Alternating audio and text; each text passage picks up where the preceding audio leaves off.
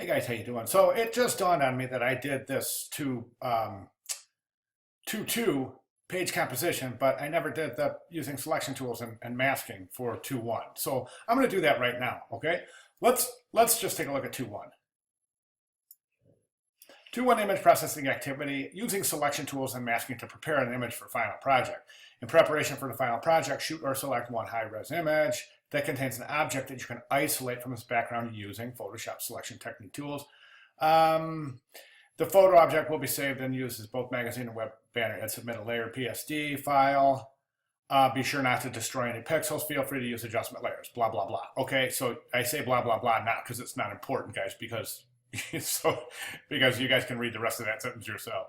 So, okay, so let's take a look at this guy. So here's my image, right? And this is the image. Let's say I want to put this image in, let me command do that, in this background. And actually, you know what? Sorry about that. But anyways, so this is my image that I want to use, okay? And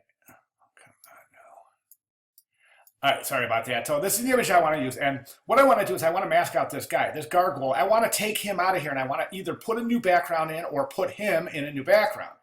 So what we need to do is we need to mask that. Now, a lot of students think that it's okay to just select the background, delete it, and get rid of the pixels. But if you remember from last week's video, the name of the game in Photoshop is non-destructive editing.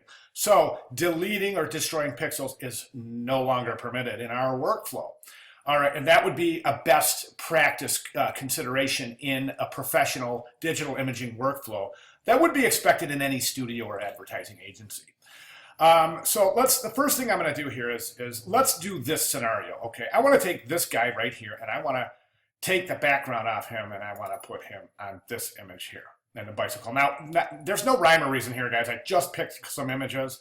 Okay, so I'm not trying to make any kind of artistic statement or their lack of. I'm just using these for example. Okay, so what do I do? First thing, you remember what I do? The first thing? Exactly. I duplicate the background layer. Always, always, always the first step in any Photoshop editing process.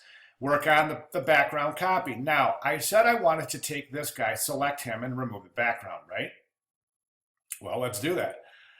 I've got a selection technique here, and I'm going to just go ahead and make sure now that guy is selected. And what I'm going to do now is simple. Once that is selected, I'm just going to come over here to the third icon from the left that says Add Layer Mask. I'm going to click that, and bam, I am done. Believe it or not, check it out. I turn the background layer off, and there's the mask layer. I can turn the mask off, and the background shows back up. Okay, look at that. I want to show you one more thing.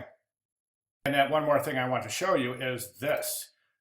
With my mask selected, okay, or I should say with my mask active, I shift click to deactivate the mask so I can make sure to see that the background is done correctly.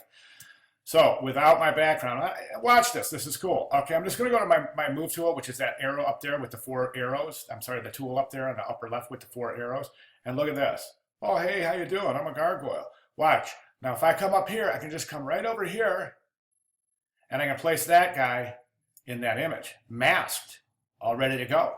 Pretty cool, huh? So what I want you guys to do is just the first part.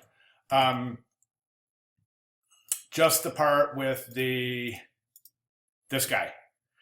Okay, and then just turn that file, you'll just turn the file in just like this. Background, duplicated background with the mask. So I can go like this. When I get your file, I go like this. I go, okay, turn the background off. I should be able to go like this, and your background appears, okay, with the background layer off.